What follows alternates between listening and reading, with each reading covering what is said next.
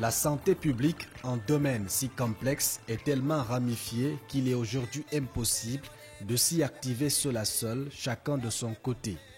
Avec l'appui de l'Agence suédoise de développement international, en abrégé SIDA, un mécanisme collaboratif formé d'organismes du système des Nations Unies, OMS, UNICEF, UNFPA, ONU-SIDA, ONU Femmes, Banque mondiale, le projet H4+, a pour but d'aider les pays à forte charge de morbidité à accélérer le soutien à la santé des mères et des nouveau-nés.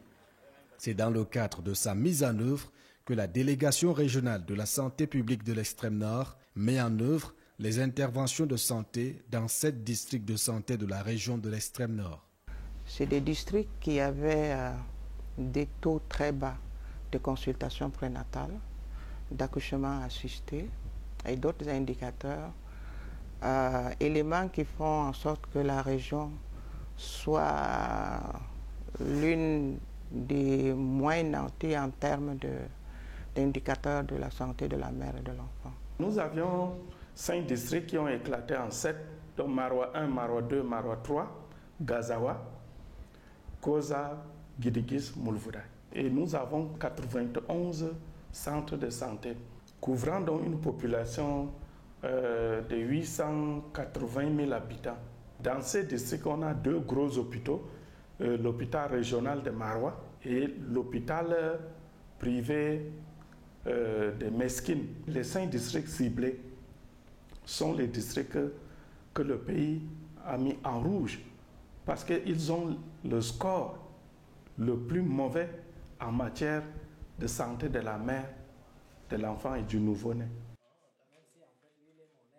Le projet a reçu un important lot d'équipements et consommables médicaux sur fond SIDA H4+.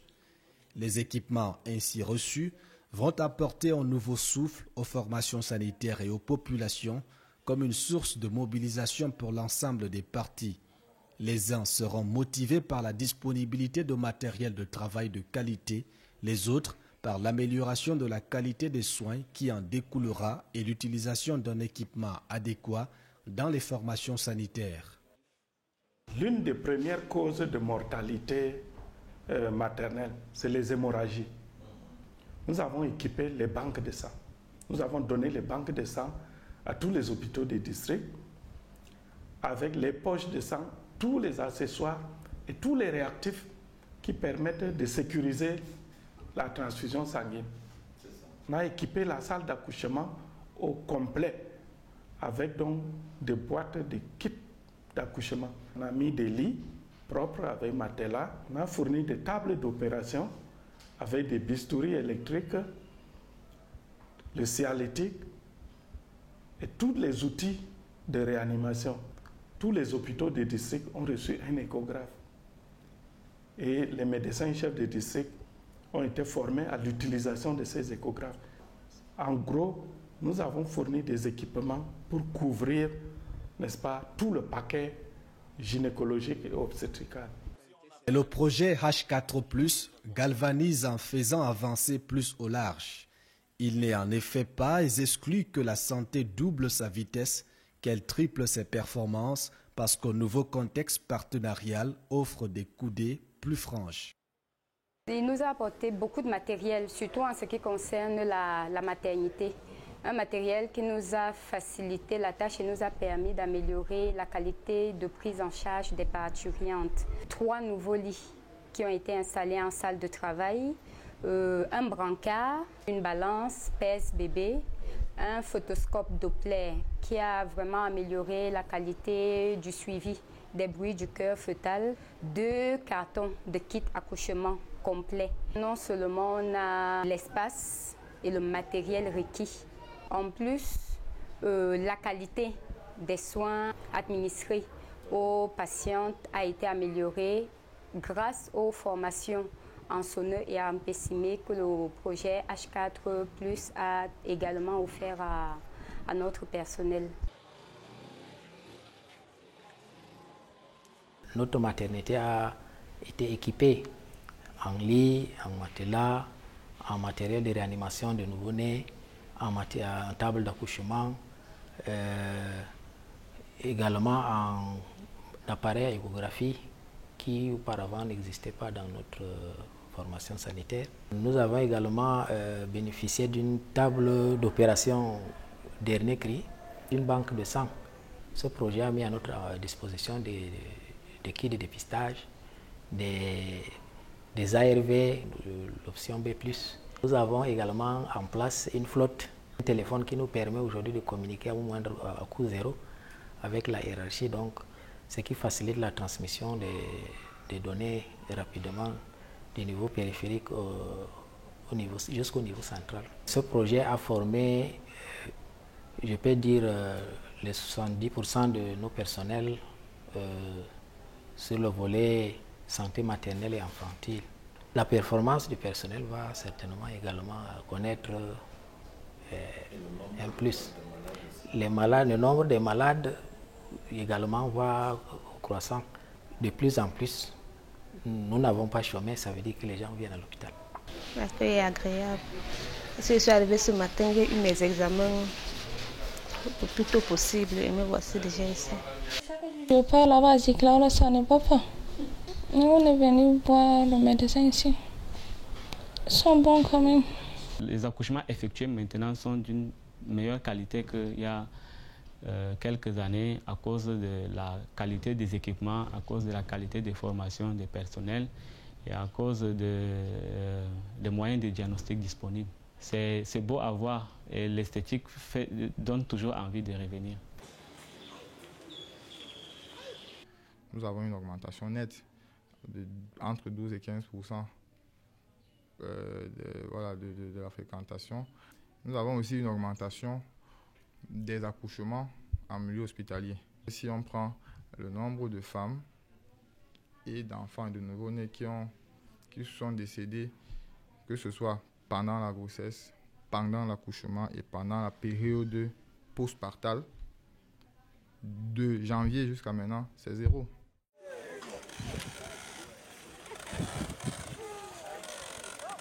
Tu es en train de faire des activités au niveau de la communauté chez toi?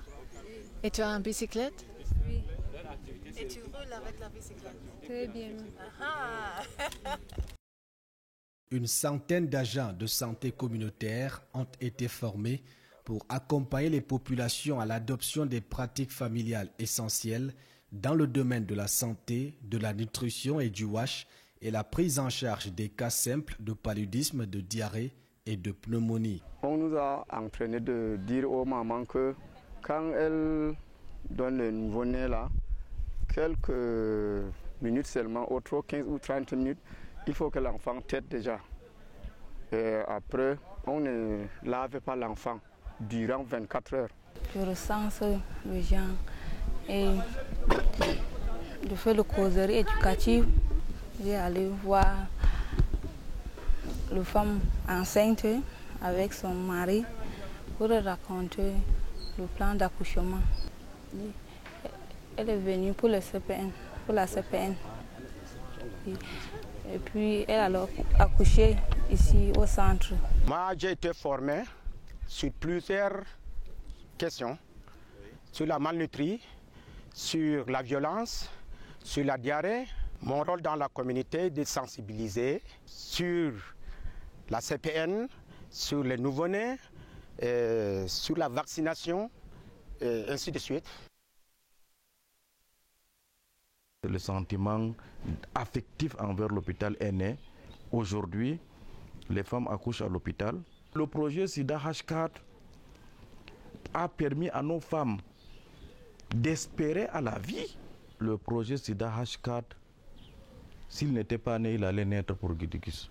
Je voudrais parler tout simplement du centre de santé intégré de Guérémé, où il y a eu des changements notables. Peut-être en 5-6 mois, il ne devait pas avoir 10 naissances à l'hôpital.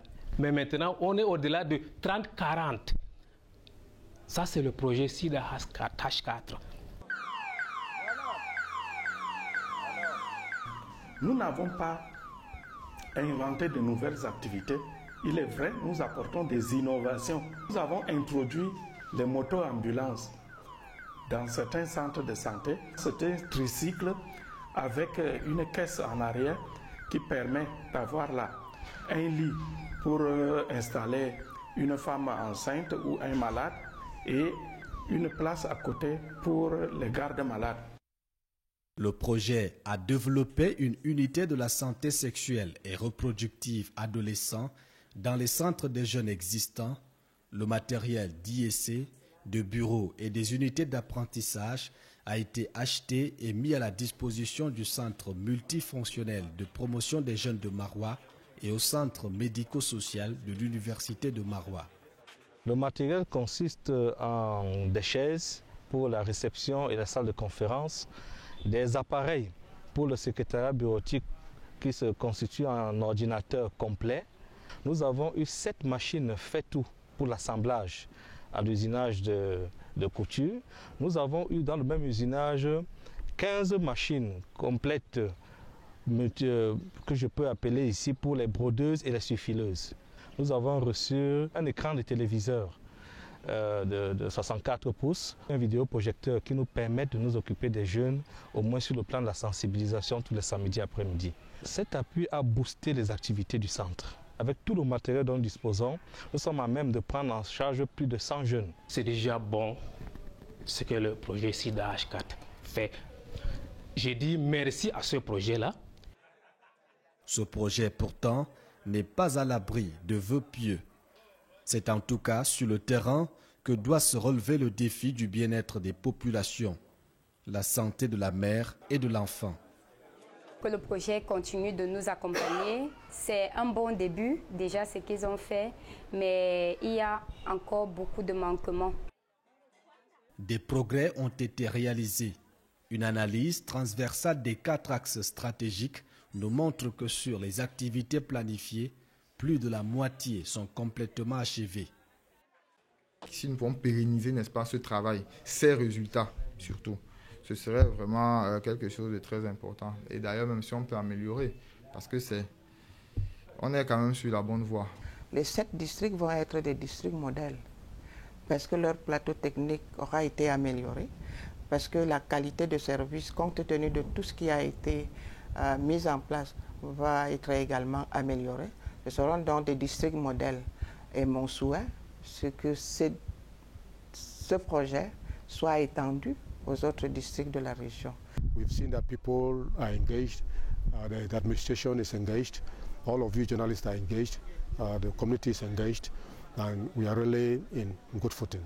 So we have already spent 14 months. We see that the results are good. They are promising, and we hope that by the time the project will be closing up, our final result will give us impetus to extrapolate or extend this program to other areas that have not been able to benefit from this program.